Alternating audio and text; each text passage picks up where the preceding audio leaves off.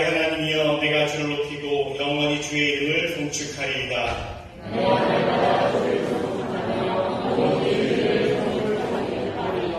여호와는 위대하시니 크게 찬양할 것이라 그의 위대하심을 측량하지 못하리로다.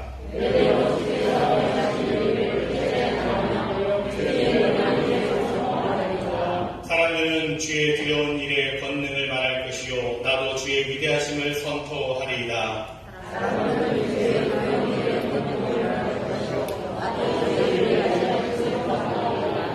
그들이 주의 크신 은혜를 기념하여 말하며 주의 의를 노래하리이다.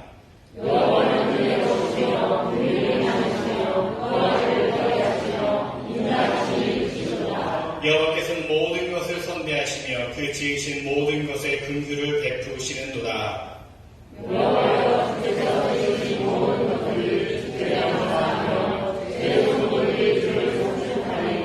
아멘. 사도신경도 우리 믿음의 고백을 올려드리겠습니다. 전능한 사실을 넘으신 하나님 아버지를 내가 믿사오며 그 외한 우리 주 예수 그리스도를 믿사오니 이는 성령으로 인하사 동정 영광에 변하시고 본디오 빌라도에게 고난을 받사 십자가 영광으로 죽으시고 장사한 지 4일에 죽은 자 가운데서 다시 살아나시며 하늘에 오르사 전능하신 하나님 우편에 앉아 계시다가 저희로서 산 자와 죽은 자를 심판하러 오시리라. 성령을 믿사오며 거룩한 공회와 성도가 서로 고통하는 것과 죄를 사하여 주시는 것과 몸이 다시 사는 것과 영원히 사는 것을 믿사옵나이다. 아멘.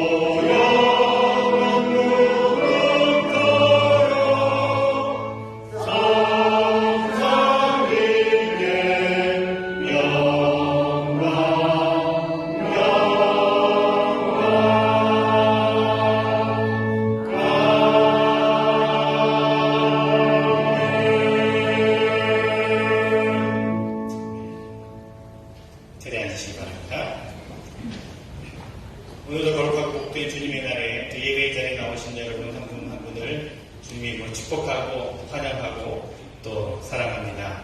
하나님께서 주시는 은혜와 축복과 평강이 오늘 예배 가운데 임하는 여러분 모두에게 또 영상으로 가정에서 예배드리는 모든 분들에게 임하시기를 주님의 이름으로 축원합니다. 그래서 한번 인사하며 나누겠습니다. 사랑합니다. 축복합니다. 사랑합니다. bless you. 예, 오늘 방문하신 분들이 계셔서 제가 소개를 해드리겠습니다. 장정숙 성도님 1년 하시는 분 오늘 처음 나오셔서 저 뒤에 계신데요. 네, 환영합니다.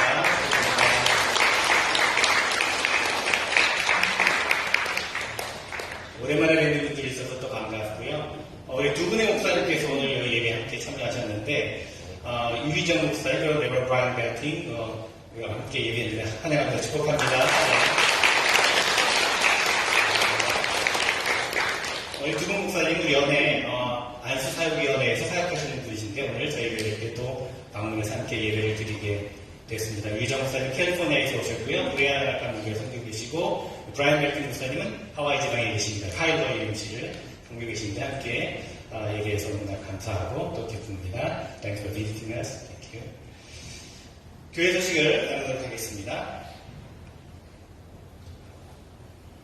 여러분 계속해서 안전한 예배를 위해서 여러분도 스스로 조심해 주시고 협력해 주시기를 부탁을 드립니다. 몸이 아프신 분들은 또 영상으로 가정에서 예배를 드리시면 온라인으로 드리시면 되겠습니다.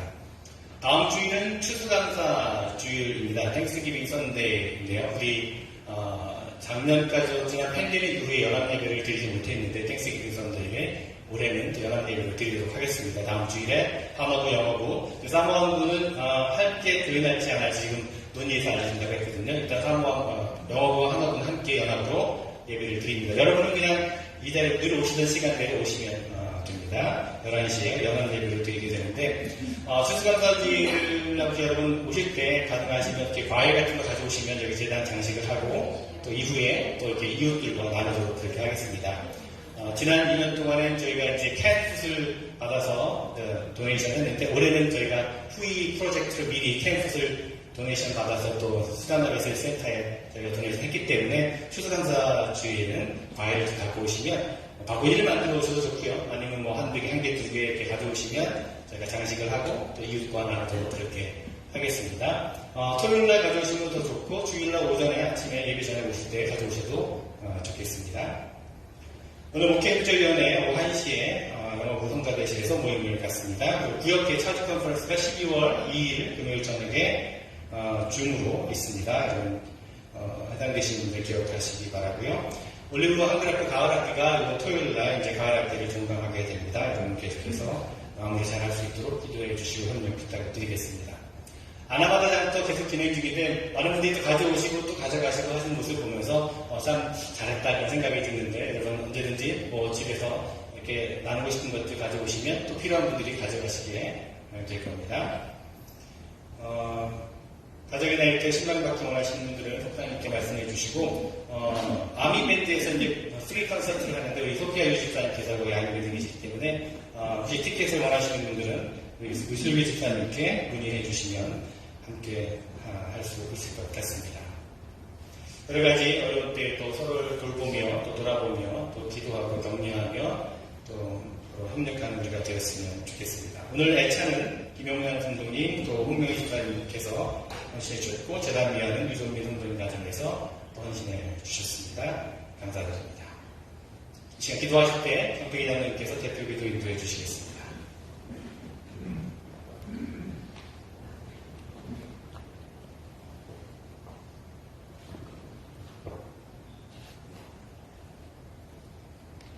여호와를 경외하며 그의 길을 걷는 자마다 복이 있도다.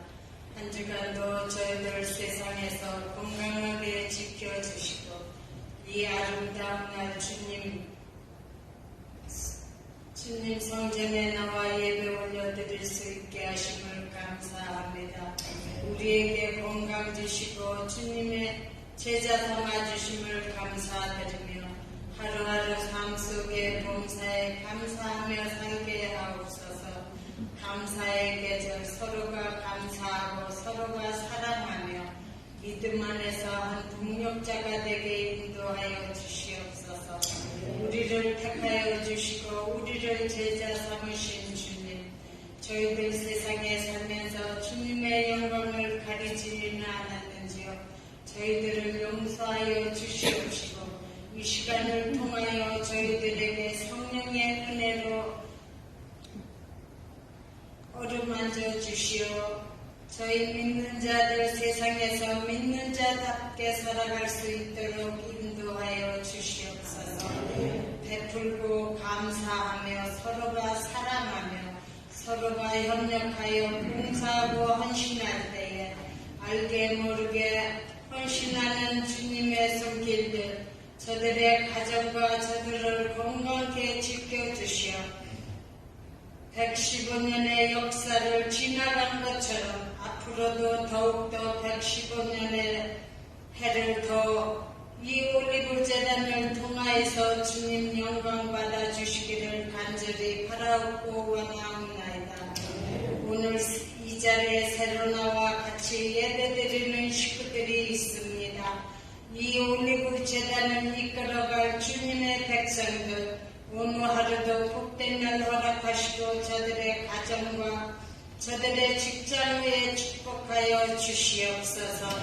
아버지 주님의 기름 부어 세워주신 주의 종 김배성 목사님 강건케 하시고 또한 최선의 사모님 허락하신 두 자녀들 어느 곳에 있든지 지켜주실 줄 믿고 강건케 허락하여 주시어 피곤치 않도록 붙잡아 주시기를 간절히 바라옵고 원하옵나이다. 말씀을 선포하실 때에 그 말씀에 우리가 눈으로 보지 않게 하시고 귀로 듣고 마음으로 새기게 그러한 성령의 말씀을 선포할 수 있도록 인도하여 주시옵소서. 아버지, 이 자리에서 찬양으로 영광 돌릴 때에 우리 하나님 찬양받아 주시옵시고, 이 올리브 재단에 속한 모든 신령들마다 없어서 궁핍하지 않도록 많은 것으로 채워주시어 베풀며 살아가는 성도들 되게 인도하여 주시옵소서. 우리 하나님께 감사드리며 지금은 처음 시간이 오니 마치는 시간까지 함께하여 주시옵시고, 올 한해도 11달을 지켜주시고 멀지 않아 한 해를 마무리하는 저희들 기도하며 올 한해도 감사하며 한 해를 마무리 짓게 도와주시옵소서. 자직 컨퍼런스가 있습니다. 잘 마무리하여서 내년에는 더욱더 주님께 영광 돌리는 이 올리브 재단 되게 축복하여 주시옵소서. 지금은 처음 시간이 오니 마치는 시간까지 우리 주님 홀로 영광 받아 주실 줄 믿사옵고, 예수 그리스도 이름 받들어 감사하며 예수님 이름으로 기도합니다. 아멘.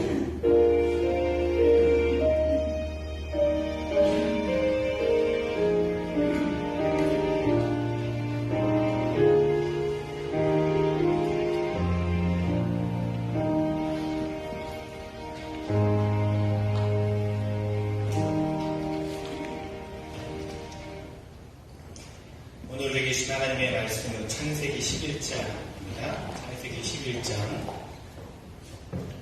27절로 32절 말씀입니다. 창세기 11장 27절로 32절입니다. 하나님의 말씀을 읽겠습니다. 데라의 조건은 이러하니라. 데라는 아브람과 나홀과 하란을 낳고 하란은 롯을 낳았으며 하란은 그 아비 데라보다 먼저 고향 갈대아인의 우르에서 죽었더라. 아브람과 나홀이 장가 들었더니 아브람의 아내 이름은 사레며 나홀의 아내 이름은 밀가니 하란의 딸이요 하란은 밀가의 아버지며 또 이스가의 아버지더라. 사레는 임신하지 못함으로 자식이 없었더라. 데라가 그 아들 아브람과 하란의 아들인 그의 손자 롯과 그의 며느리 아브람의 아내 사레를 데리고 갈대아인의 우르를 떠나 가나안 땅으로 가고자 하더니 하란에 이르러 거기 거류하였으며 데라는 나이가 205세가 되어 하란에서 죽었더라. 아멘. 성가대의 찬양 하나님께 올려드립니다.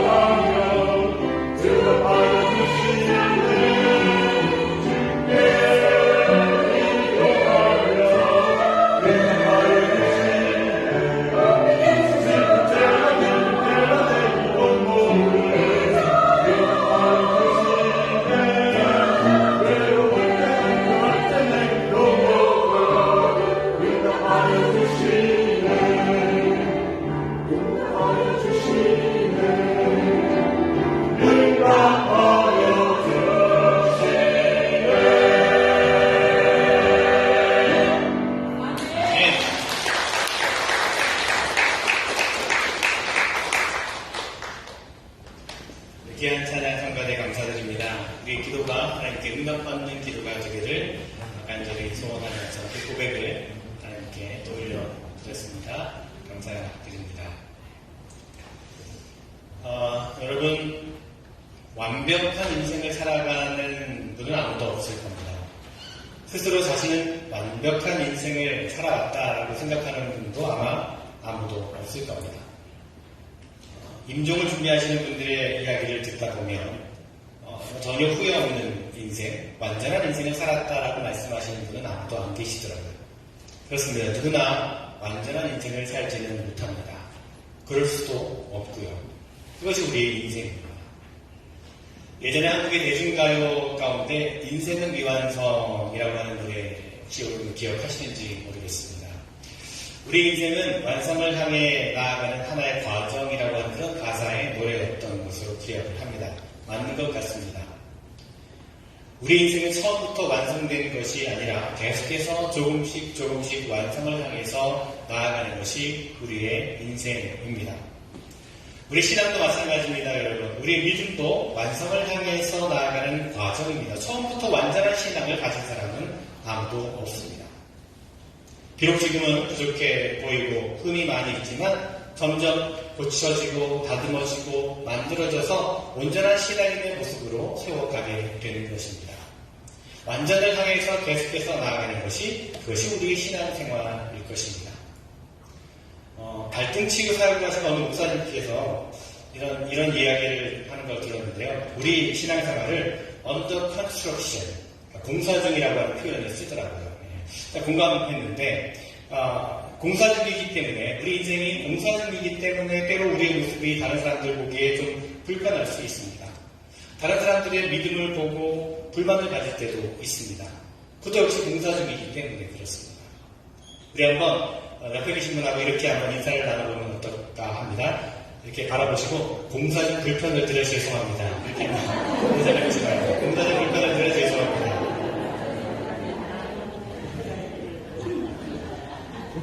그렇습니다. 우리 인생은, 우리 신앙은 공사 중이기 때문에 때로 다른 사람에게 불편을 줄 수 있고 다른 사람의 마음을 힘들게 하고 아프게 할 수 있습니다. 그러나 공사 중이기 때문에 또한 이해할 수 있는 것 아니겠습니까? 바라기는 우리를 온전하게 만들어 가시는 하나님의 은혜를 힘입어서 계속해서 완성을 향해서 쉬지 않고 나아가는 그런 우리 모두가 되었으면 좋겠습니다. 자, 오늘 우리가 읽은 말씀 가운데는요, 미완성의 신앙인으로 살았던 한 사람의 이야기가 나옵니다. 그 사람의 이름은 데라라고 하는 사람입니다. 자, 데라가 누구인지 잘 모르시는 분들이 아마 많이 계실 겁니다. 오늘 말씀이 말해주듯이 데라는요, 아브라함의 아버지입니다. 오늘 말씀은 구약 성경에서 우리가 흔히 만나게 되는 족보의 이야기가 나오는데 이 족보는요, 데라의 후손에 대한 짤막한 족보입니다. 족보하니까 생각나는 이야기가 있는데요. 한국 사람들은요, 모이기만 하면 이렇게 한 번쯤 물어보는 것 가운데 하나가 성이 어디인지, 본이 어디인지, 조상이 누구인지 이런 거 물어보지 않습니까? 한국 사람들은 참 족보에 대한 관심이 많은 것 같아요. 또 중요하게 여기는 것 같습니다. 이스라엘 백성들도요, 더하면 더했지 덜하진 않았을 겁니다. 구약 성경에 보면 유난히 족보에 대한 이야기가 많이 나오는데 오늘 데라의 족보를 보면서 알 수 있는 것은 데라는 한 가정의 가장이라고 하는 것, 또 한 부족의 족장이라고 하는 것입니다. 당시 이스라엘 사회는요, 가족 중심의 사회요, 부족 중심의 사회였는데 이 데라라고 하는 인물은 한 가족의 가장이자 한 부족을 이끄는 족장이었다는 것입니다. 오늘 보면 앞에 나오는 몇 개의 족보들을 살펴보면 창세기 10장은요, 노아의 세 아들들, 셈과 함과 야벳의 후예들을 소개하고 있습니다. 그리고 창세기 10장, 11장, 10절, 26절에 보면 족보가 또 나오는데 데라에 대해서 셈의 후예라고 소개를 해주고 있습니다. 그러므로 이 데라는 노아의 자손이요, 셈의 후손으로서 한 가족과 한 부족의 어른된 자라고 볼 수가 있습니다. 이제 좀 가족관계가 정리가 되시죠. 우리는요, 대부분 성경에 나오는 족보를 대할 때 굉장히 지루해하고 따분하게 여기는 경향이 있습니다.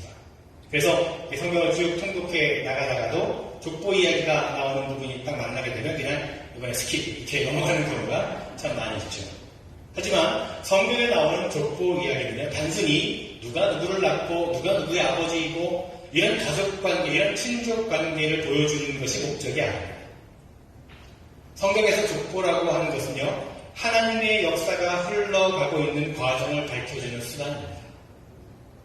특히 창세기는요, 족보가 많이 등장하는데 이런 족보를 통해서 하나님 백성들의 역사가 이렇게 흘러갔다라고 말해주고 있는 것입니다. 그렇다면 창세기 10장과 11장에 나오는 족보들은 하나님의 홍수의 심판에서 살아남은 노아의 자손들이 어떻게 해서 세상 속에 퍼져나가게 되었는지를 가르쳐주고 있는 이야기입니다. 여기에서 우리는 데라가 노아의 자손이요 셈의 후손이라고 하는 사실에 관심을 둘 수 있겠지요. 창세기 10장은 그 시작이 노아이지만 창세기 11장의 마지막은 데라로 끝이 나고 있습니다. 노아로부터 시작해서 데라에 이르는 긴 역사, 그것이 바로 오늘 말씀이 밝히고 있는 족보의 배경입니다. 노아라고 하는 사람, 참으로 신실한 하나님의 사람이었죠. 데라가 노아의 후손이라고 하는 사실은요, 우리로 하여금 데라라고 하는 인물에게 유산으로 전해졌을 노아의 어떤 신앙, 노아의 믿음을 기대하게 만듭니다. 그런데 데라는요, 노아라고 하는 위대한 신앙인의 자손이었다고 하는 것 이외에는 별로 특별한 것이 없는 사람이었습니다. 오늘 이 데라의 가정에서 생긴 일을 통해서 우리가 들여다보게 되는 신앙의 교훈을 한번 살피고 나눠보고자 합니다. 자, 데라의 인생 이야기, 그의 가족 이야기는요, BC 2000년대를 살던 한 가족의 이야기만은 아니라는 겁니다. 그래서 어쩌면 오늘을 살아가고 있는 우리의 가족 이야기이기도 합니다. 한 가족의 아버지의 이야기요, 넓게 우리 모든 성도들의 이야기입니다. 믿음의 공동체에 뿌리를 두고 있는 우리 모든 신앙인들의 이야기라고 할 수가 있습니다. 교회에 다니며 그 신앙의 대열에 끼어있는 우리 모두의 이야기라고 할 수 있습니다. 그러므로 데라의 조건은 이러하니라 라고 하는 오늘 말씀의 시작에서 우리는 지금 우리에게 말씀하시는 하나님의 음성을 들을 수 있어야 합니다. 아멘. 자, 데라의 가정에 일어났던 일이 무엇이었습니까? 먼저 27절을 보면 데라는 아브람과 나홀과 하란을 낳고 라고 말하고 있습니다. 자, 데라에게 세 아들이 있었습니다. 아브람, 나홀, 그리고 하란입니다. 아브람은 우리가 잘 알듯이 아브라함의 이름이죠. 자녀를 셋 두었다라고 하는 것은요, 당시 시대에는 그렇게 많은 자녀를 두는 것은 아니지만 아버지 데라에게 이름을 거명할 수 있는 아들이 셋이나 두었다라고 하는 것은 나름대로 행복을 꿈꿀 만한 그런 일이었을 겁니다. 그런데 이 데라의 가정에 어떤 일이 일어났습니까? 27절 후반절에 보니까 하란은 롯을 낳았으며 라고 되어 있습니다. 자, 데라의 막내 아들인 하란이 아들을 낳았습니다. 아들에게 롯이라고 하는 손자가, 데라에게 롯이라고 하는 손자가 생겼죠. 우리가 알고 있는 아브라함의 조카 롯입니다. 그런데 롯이라고 하는 이름에는요, 감추어진 히든이라고 하는 뜻이 있습니다. 아마도 롯을 드러내놓고 자랑할 수 없는 상황이 아니었던가 싶습니다. 성경은 롯의 어머니 하란의 아내에 대한 언급은 전혀 나와 있지 않습니다. 더군다나 당시의 풍습에 따르면 동생이 형들보다 먼저 결혼하는 것은 수치스러운 일이었다라고 합니다. 그런데 두 명의 형이 아직 결혼하기 전에 턱까지 어디서 아들을 데리고 들어온 겁니다. 이런 모습을 지켜보는 아버지 데라의 마음이 어떻겠습니까?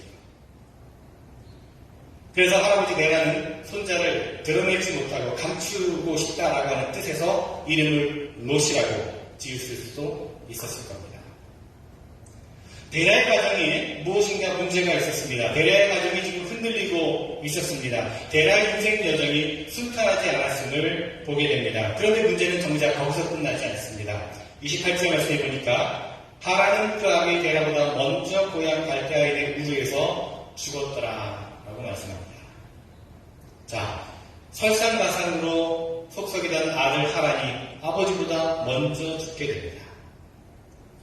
본문에서 그 아기보다 먼저라고 하는 말의 문자적 의미는요, 그 아버지의 눈앞에서라고 하는 의미입니다. 자식이 아버지의 눈앞에서 죽은 겁니다. 원인은 모릅니다. 어떻게 왜 하란이 죽게 되었는지 오늘 본문은 말하고 있지 않습니다. 오늘 본문이 말하고 있는 것은 아버지 데라가 지켜보는 앞에서 장성한 막내 아들이 죽었다라고 하는 사실입니다. 부모가 돌아가시면 산에 묻고 자식이 죽으면 가슴에 묻는다라는 말이 있는데요. 데라가 바로 이런 슬픔을 지금 겪고 있습니다. 아무리 부모의 속을 썩이는 자식이라 할지라도 눈앞에서 자식이 죽는 것을 보는 부모의 심정이 얼마나 비통했겠습니까? 2주 전에 한국에서 일어났던 이태원 참사하고 인해서 수많은 젊은이들이 목숨을 잃지 않았습니까? 그 자녀들을 먼저 떠나보내는 부모의 심정이 얼마나 아프겠습니까? 혹시 아직 자녀를 먼저 떠나보낸 슬픔을 경험한 분들이 계시다면 아마 충분히 이 심정을 이해하실 겁니다. 저희 가정에도 그런 일이 있었어요. 다 장성한 아들이 아버지 앞에서 아버지보다 먼저 세상을 떠나는 일, 그 아버지의 마음이 얼마나 비통하겠습니까? 데라의 인생살이가 결코 순탄하지 않았다는 겁니다. 행복을 꿈꾸며 시작하는 가정이 불행을 당하였습니다. 데라의 가족 이야기는 남의 이야기만은 아닙니다. 갈대아인의 우르라고 하는 땅은요, 비옥하고 풍요로운 땅이었습니다. 주변의 환경이 모든 것이 풍요로운 것 같은데 정작 데라에게는 있는 자식마저도 잃어버리는 비극이 일어나고 있는 곳이었습니다. 풍요로운 땅, 이 미국 땅에 살고 계신 여러분들에게는 이런 어려움, 이런 슬픈 일, 이런 가슴 아픈 일이 있었습니까? 우리는 살아오면서 때때로 전혀 예상하지 못한 일을 겪기도 합니다. 자녀들이 잘 자라는 줄만 알았는데 어느 날 가슴 철렁하게 만드는 소식을 들을 수도 있습니다. 잘 되어가던 비즈니스가 어느 날 갑자기 어려움을 당하게 되기도 합니다. 갑자기 당한 어려움이 가슴앓이를 하며 절망과 좌절에 빠지게 하기도 합니다. 깊은 한숨을 쉬게 하는 일들이 일어나기도 합니다. 감추어두고 싶고 묻어버리고 싶은 일들이 많이 있습니다. 무슨 얘기 하나 해드리면 어떤 분이 엘리베이터를 탔는데 방귀가 뀌고 싶은 겁니다. 그래서 아침 아무도 없길래 슬쩍 하고 이를 치렀는데 냄새가 이만저만 고약한 게 아닙니다. 그래서 마침 이제 솔잎향기가 나는 스프레이가 있어서 엘리베이터 안에 막 이제 찌 뿌렸습니다. 근데 그 다음 층에서 어느 술에 취한 심파분이 타게 되었는데 이분이 왜 코를 킁킁대면서 갸우뚱하면서 하는 말이 참 이상하네. 누가 크리스마스 트리에 똥을 싼 것 같은데. 숨길 수가 없다는 거죠. 감출 수가 없다는 겁니다. 여러분, 우리 인생살이는요, 감추어두고 싶고 묻어두고 싶은 일들이 많이 있습니다. 남들이 알까봐 쉬쉬하고 차라리 없었던 일이라고 여기고 싶은 그런 일들이 있습니다. 드러내고 소문을 내기를 좋아하는 현대인들에게 감추고 싶은 롯이라고 하는 이름을 붙인 그 일들이 많이 있습니다. 우리 인생은 이런저런 가슴 아픈 일들이 많이 있습니다. 가슴에 한으로 남겨진 일들도 있습니다. 창세기 11장에서 만나는 데라라고 하는 신앙인, 그는 아픔을 간직하고 있는 신앙인이었습니다. 오늘날 우리의 모습일 수도 있습니다. 자, 데라의 신앙에 일어난 두 번째 사건은요, 아들들을 장가보내는 일에서 비롯되게 되는데, 막내 아들 하란의 죽음 때문에 데라는 아직 장가가지 못했던 두 아들을 서둘러 결혼을 시키게 됩니다. 본문은 그것을 이렇게 말하고 있습니다. 28, 29절에 보니까 아브람과 나홀이 장가들었더니, 아브람과 나홀이 장가들었더니라고 하는 말은요, 데라가 서둘러서 며느리들을 맞이하였음을 상상하게 합니다. 어쩌면 막내 아들 하란의 죽음에 언뜻 생각되는 것이 있었던 모양입니다. 결국 아브람과 나홀이 각각 사레와 밀가라고 하는 여인을 아내로 맞아들이게 됩니다. 데라는 아마도 큰아들 아브람에게 큰 기대를 걸고 있었을 것입니다. 아브람이라고 하는 이름의 의미는 고귀한 아버지 또는 많은 무리의 아버지, 열국의 아버지라고 하는 뜻을 가지고 있습니다. 아마도 큰아들 아브라함이 많은 손자를 안겨주는 사람이 되기를 바라는 그런 아버지의 소망을 그 이름 가운데 담았던 것 같습니다. 더 이상 롯처럼 숨기고 싶은 손자가 아니라 드러내놓고 자랑하고 싶은 그런 손자들이 많이 태어나기를 원했을 것입니다. 그런데 여기 또 어려움이 생깁니다. 오늘 말씀에서 그것을 이렇게 소개하고 있습니다. 30절 말씀을 보면 사레는 임신하지 못함으로 자식이 없었더라. 사라의 태문이 닫혀 있었다라고 하는 것이죠. 아이를 낳지 못하게 되었다는 말입니다. 데라 입장에서 한번 생각해 봅니다. 태가 닫혀서 자식을 낳지 못하는 며느리, 그리고 대를 잇지 못하는 장자 아브람, 이 모든 것의 책임은 가장이자 족장인 데라의 책임입니다. 이스라엘 관습에서 장성한 아들이 비록 결혼을 했을지라도 아버지와 함께 살고 있었다면 그 모든 가족의 책임은 아버지에게 있습니다. 더군다나 당시 고대 근동지방에서 자녀가 없다라고 하는 것은요, 신의 은총으로부터 제외된 자로 그렇게 여겨졌었습니다. 아이를 낳을 수 없는 것을 저주라고 여겼습니다. 그러니 데라 입장에서 얼마나 부끄럽고 답답했겠습니까? 이런 시아버지의 마음을 알고 있는 며느리 사례, 아이를 가질 수 없는 여인 사례의 마음 또한 얼마나 아깝겠습니까? 또 이런 아내와 그런 아버지 사이에 놓인 남편이자 아들인 아브라함의 마음은 또 어떠했겠습니까? 오늘 우리는 데라의 가정에 닥친 위기를 보게 됩니다. 갈대아인의 우르, 그 비옥하고 풍요한 땅에 살던 데라의 가족에게 찾아온 비극을 보게 됩니다. 위기를 보게 됩니다. 풍요의 땅에서 아들을 잃고 자손도 잃지 못하게 되는, 당시 삶에 있어서는 삶의 가장 기초가 되는 그 무엇을 잃어버린 데라의 모습을 우리는 보게 됩니다. 인생의 가장 기본적인 요소들의 적신호가 켜진 상황을 맞이하게 됩니다. 그런데 여러분, 한번 생각해 봅니다. 이런 위기의 상황은 데라에게만 있는 것이 아닙니다. 누구에게나 있습니다. 데라 당시에만 있는 것이 아닙니다. 어느 때나 있습니다. 지금 우리에게도 있습니다. 데라 이야기는 바로 우리의 이야기이기도 합니다. 가슴을 쓸어내리는 듯한 슬픔들, 잘 될 것 같이 여겨지면서 또 풀리지 않고 계속 꼬여만 가는 그런 문제들, 사방으로 우겨싸임을 당하는 듯한 그런 답답한 일들, 기대만큼 채울 수 없는 좌절과 절망이 우리에게도 있지 않습니까? 오늘 우리는 데라의 모습에서 우리의 모습을 보게 됩니다. 자, 그렇다면 이 위기 가운데서 데라가 선택한 길이 무엇이었습니까? 데라의 가정에 어떤 일이 일어나고 있습니까? 그 위기의 순간에 데라는 이런 행동을 취합니다. 31절을 봅니다. 데라가 그 아들 아브람과 하란의 아들인 그의 손자 롯과 그의 며느리 아브람의 아내 사라를 데리고 갈대아인의 우르를 떠나 가나안 땅으로 가보자 하더니, 자, 데라는요, 지금 인생의 비극, 가정의 위기 앞에서 고향을 떠날 결심을 하게 됩니다. 사도행전 7장 말씀을 보면 이때 하나님께서 아브라함에게 나타나셔서 갈대아인의 우르를 떠나라고 명령하셨다는 것을 밝히고 있지만, 그러나 오늘 본문에서는 그런 암시가 나오지 않습니다.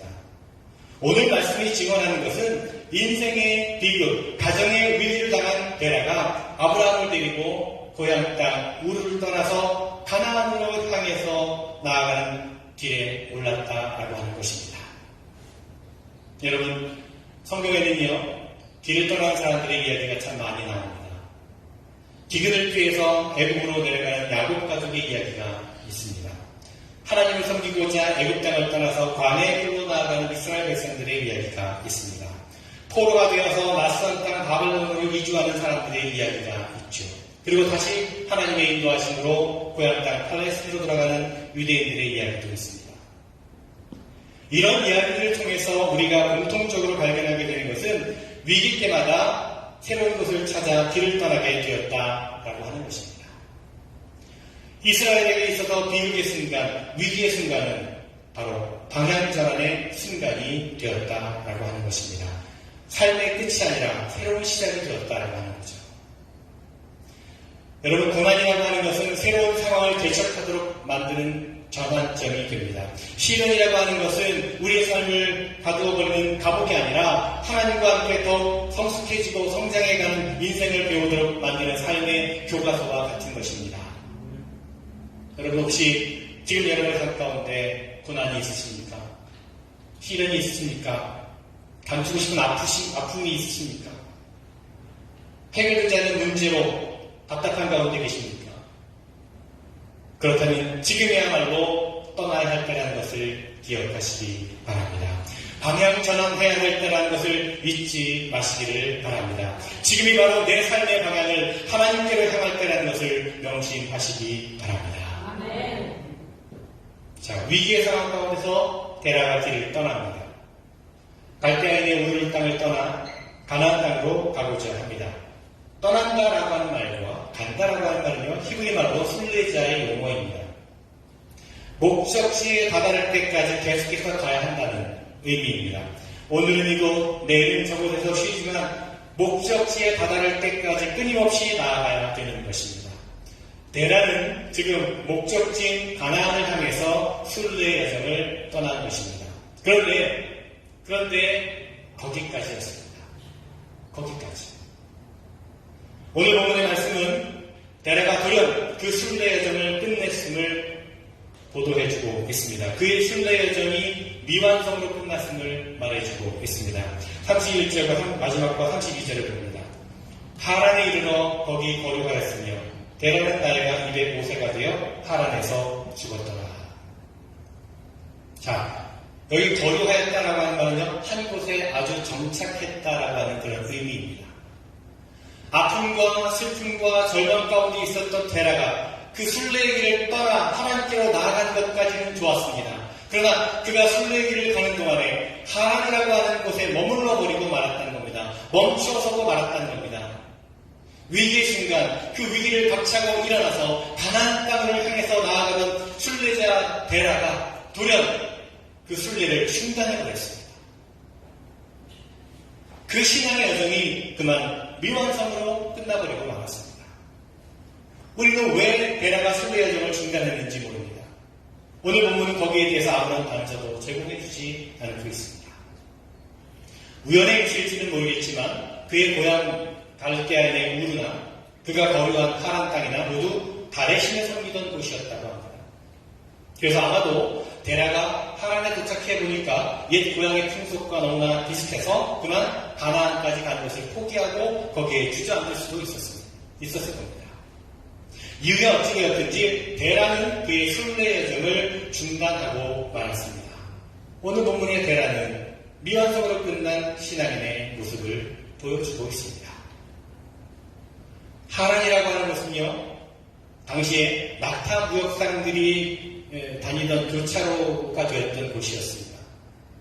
북동으로는 아수르의 니느웨가 있었고, 서쪽으로는 팔레스틴 소아 지방으로 연결되어 있고, 남쪽으로는 갈대아우르 지방으로 내려가는 교차 지점이 있던 곳이었습니다.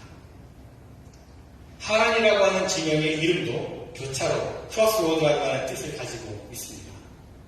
여러분, 교차로라고 하는 것은 어떤 곳입니까? 교차로는요, 다음에 나아갈 길을 위해 잠시 머무르는 곳입니다. 내가 지금까지 걸어온 길을 뒤돌아보고 그리고 앞으로 나아가야 될 길을 새롭게 점검하고 나아가는 출발점이 되는 곳이 교차로입니다. 그런데 데라는 그 교차로에서 멈추어서고 말았습니다. 주저앉아 버리고 말았습니다. 하란 땅에 머무는 데라, 그는 인생의 교차로에서, 신앙의 교차로에서 더 이상 나아가지 못하고 멈추었습니다. 그의 순례 여정은 미완성으로 끝이 났습니다. 한 번 떠났으면 목적지를 향해 끝까지 나아가야 되는데 그 가야 할 길을 다 가지 못했기 때문에 미완성으로 끝이 났습니다. 목적을 다 감당하지 못했기 때문에 미완성입니다. 사명을 다 감당하지 못했기 때문에 미완성입니다. 믿음의 교차로에서 결단하지 못했기 때문에 미완성입니다. 여러분, 우리도 마찬가지입니다. 믿음의 길을 가는 사람, 신앙의 여정을 가는 사람은 누구나 한 번쯤 하란이라고 하는 교차로를 만나게 됩니다. 그렇다면 여러분, 지금 여러분이 머물러 계신 곳, 그것이 혹시 하란 땅은 아닌지 다시 한번 점검해 보시기 바랍니다. 순례의 여정을 떠나는 것 자체는 참으로 위대한 일이죠. 그리고 신앙의 길, 믿음의 길을 선택한 것 자체는 참으로 놀라고 귀한 일입니다. 그러나 문제는 우리의 신앙생활이 습관 속에 타성에 빠져서 머물러버리는 순간입니다. 그런 순간이 나의 하란이 되는 한 우리는 영원히 교차로에 머물러버리고 마는 신앙인이 되고 맙니다. 여러분, 우리의 믿음의 여정이 데라처럼 교차로에 멈추어 서서는 안 될 것입니다. 우리의 신앙이 미완성으로 끝나서는 안 될 것입니다. 포기하고 주저앉아서는 안 될 것입니다. 습관의 타성에 빠져서는 안 될 것입니다. 바라기는 우리 믿음의 여정이 끝까지 가나안을 향해 나아가는, 사명을 감당하는 순례의 길, 하나님을 향해 나아가는 영적인 여정이 되었으면 좋겠습니다. 그 여정 가운데 때로 고난과 시련과 아픔과 슬픔이 있을 것입니다. 위기의 순간도 있을 것입니다. 그러나 여러분 포기하지 마시고 주저앉지 마시고 끝까지 주님과 함께 끝까지 믿음의 여정을 걸어가는 그런 우리 모두가 되었으면 좋겠습니다. 사도 바울의 고백을 마지막으로 듣기를 원합니다. 나는 선한 싸움을 다 싸우고 달려갈 길을 마치고 믿음을 지켰습니다. 이 고백이 우리 모두의 고백이 되기를 간절히 주님의 이름으로 축원을 드립니다. 기도하겠습니다. 미완성의 시간으로 비쳤던 데라의 모습을 봅니다. 주님, 우리 인생이, 우리 믿음이 교차로에 멈추어서 안주하는 믿음이 되지 않게 하여 주시옵소서. 계속해서 달려갈 길을 향해서 주님을 향해서 끝까지 나아가게 하여 주시옵소서. 우리 인생이 우리가 얻는 믿음의 길이 결코 쉬운 것이 아님을 고백합니다. 우리 인생길에서 믿음의 길을 걷다가 때로 시련을 당하고 때로 아픔과 슬픔과 절망을 경험하기도 합니다. 주님, 그럴 때마다 다시금 주님을 향해서 나아가는 순례의 길을 끝까지 걸어가는 우리의 모습이 되게 하여 주시옵소서. 온전케 하시는 주님을 바라보며 믿음을 지키며 달려가는 우리의 삶이 되게 하여 주시옵소서. 예수 그리스도의 이름으로 기도드리옵나이다. 아멘. 찬송하시겠습니다.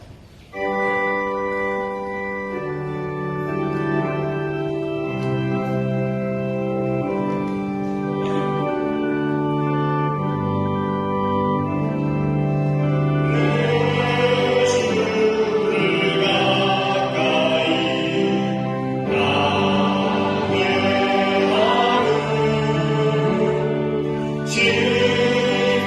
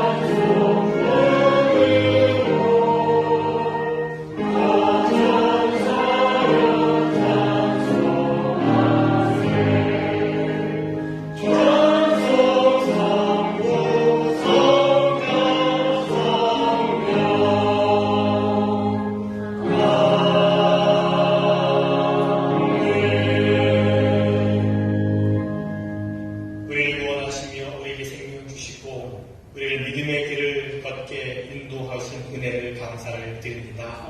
믿음의 여정을 걷는 가운데 여러 가지 시련과 환난과 아픔과 슬픔이 있어도 늘 하나님께서 붙들어 주시고 은혜 베풀어 주시고 품어 주시고 지켜 주시는 그 은혜를 다시 한번 기억합니다. 주님의 은혜 감사하며 마음을 담아 예물을 드리오니 기뻐 받아 주시옵소서. 드려진 모든 손길마다 그 삶의 자리마다 하나님께서 함께 하시고 인도하시고 은혜 베푸셔서 슬픔이 기쁨으로 변하고 절망이 소망으로 변하는 원망이 감사로 변하는 역사가 일어나게 하여 주시옵소서. 여러 가지 간구함에 마음을 담아 드린 예물도 있습니다. 그 간절한 기도를 들으시고 또한 응답하여 주시옵소서. 드려진 모든 예물이 하나님의 나라와 하나님의 사랑이 필요한 곳에 쓰여지는 예물 되게 하시며 예수 그리스도의 이름으로 기도드리옵나이다. 아멘.